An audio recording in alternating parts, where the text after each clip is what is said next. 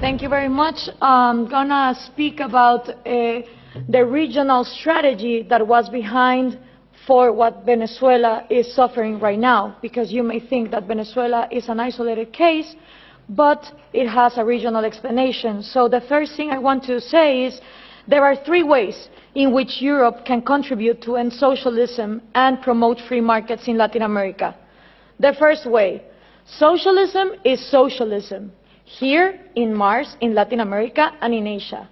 There is no way that you can help us by saying that socialism works in Europe, but in Latin America it doesn't, because we have a culture where just socialism always gets corrupted. No. Socialism always leads to corruption, and first comes socialism and then corruption, because socialism gives absolute power. And what happens with absolute power? Well, absolute corruption. So what we need to understand is that socialism means the control of all the production by a small group in government. And that always leads to the same things: trade barriers, different rules giving privileges to some businessmen against other entrepreneurs that don't have those privileges, collectivism, crony capitalism, artificial oligopolies, insane labor regulations where the unions become way more exploitative to the employers than the people that are supposedly giving those jobs. So we need to understand that instead of having the discussion of inequality about material goods, we need to start talking about equality under the law. If we are not all equal under the law, then the disasters of Venezuela happen. So what we need from Europe is that speech of understanding that socialism doesn't work. It didn't work in the Soviet Union, it didn't work in China, it didn't work in North Korea, it didn't work in Cuba, doesn't work in Venezuela, it wouldn't work in Mars. Because the way it is structured goes against human nature. It depends on humans not having rational behaviors for their own well-being. So that's the first thing. The second one that we need from Europe is the message that Scandinavia is not socialist. It is insane that these dictators like Hugo Chavez, Nicolás Maduro, Rafael Correa, Mujica, Lula da Silva, the Kirchners, they all portray Norway, Finland, Denmark, Sweden as the socialist paradise. And the worst thing of all is that if you ask 10 Latin American young people if Scandinavia is socialist, 9 of them will say you yes. And there are a lot of things that we should copy from Scandinavia, but socialism is not one of them. Scandinavia is always ranking on the top of the Index of Economic Freedom and Human Liberty that the Cato Institute is now measuring. So if there's one thing that we should copy from Scandinavia, is property rights.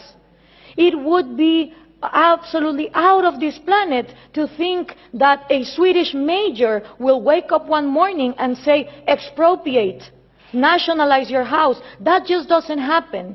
So it is absolutely absurd that countries in Latin America that are in the low ranking of economic freedom portray Scandinavia as examples of socialism. But you know why this happens? Because the mixing of information also comes from Europe. Why? Because there's also this obsession with giving us aid instead of giving us trade. And the thing with foreign aid coming from Europe is that it finances the Marxist ideas, the NGOs that are against free market and that are against property rights. Let me give you an example.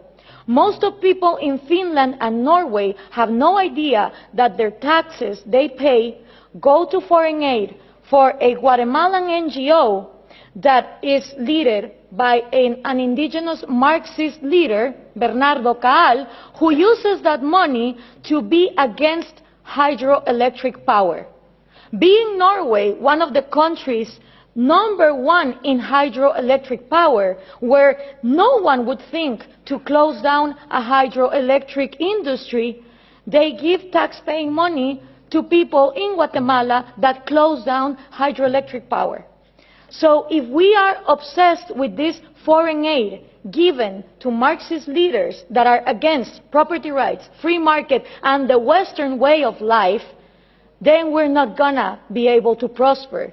And according to trade, the European Union is fixated that they should trade with Latin America in regions, in blocks. Well, that is just not possible, because the region that I come from, which is Central America, the 5 smallest countries of all our region, Guatemala, El Salvador, Nicaragua, Honduras, and Costa Rica, right now, 2 of them, Nicaragua and El Salvador, are ruled by socialism of the 21st century. So how can I negotiate as a bloc when I have 2 countries that are not willing to open to free trade?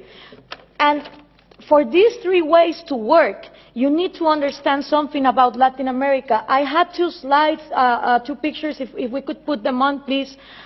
The first thing is, Latin America has always been ruled by dictators. Then Fidel Castro comes in, and he is successful in making a Marxist guerrilla.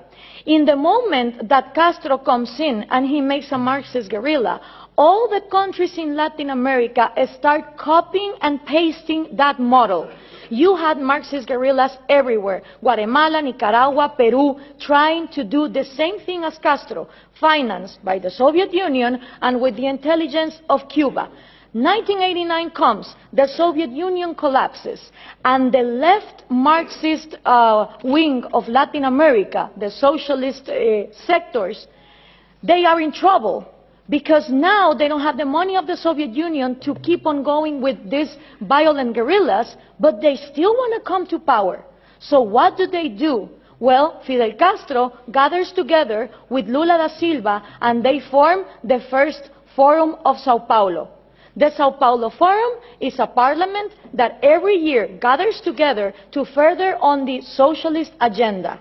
And they start working on 1990. In 1998, they put their first president, Hugo Chavez. And that was a relief for Cuba, because the money that the Soviet Union was lacking to give, the oil of Venezuela started giving. And now that the oil prices are coming down, they are hoping for Colombia to advance on the agenda to give FARC, the Marxist guerrilla drug dealer of Latin America, places in power. If this happens, we're going to have the first narco-socialist government, which will mean that the money of drugs, it's infinite. It doesn't depend on the market like oil, and then you have another socialism of maybe the 22nd century. So what we need to understand is this regional strategy is not only put in place in Venezuela, it has been put in place and tested in Brazil, Argentina, Chile, Uruguay, Nicaragua, El Salvador. And the places where they haven't governed, they have people who are waiting to come to power. When we understand this, we also understand that when the Berlin Wall fell, and communism was a thing of the past, in Latin America we voted for the so-called neoliberal governments, the right-wing presidents that were going to open the market. These people gathered together in the Washington Consensus, and they promised that they would give us free market. What did they do? They privatized everything. They privatized electricity, trains, radio stations, but they didn't liberalize them. They gave them as oligopolies and monopolies to their peers, and this created crony capitalism.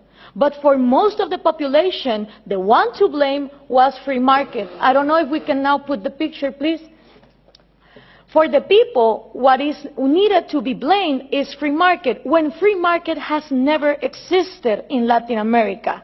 So it's always blaming the government, but expecting more government to come in and solve the problem, like this picture shows here.